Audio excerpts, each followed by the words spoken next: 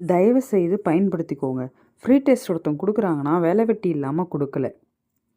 ஒருத்தவங்க pre test குடுக்குறாங்கன்னா, ஒண்ணு ப்ரொஃபஷ்னலா அவங்க அதே ஒண்ணு ஒர்க்கா இருக்கும். அதனால அவங்க குடுப்பாங்க. இன்னொருத்தவங்க YouTubeல இன்கம் வரும். அந்த மாரி எல்லாருமே ஒரு உழைப்புக்காக தான் செய்றோம். அதனால அதுக்காக குடுப்பாங்க. சில பேர் அது ஒரு கடமையா நெனச்சு குடுப்பாங்க.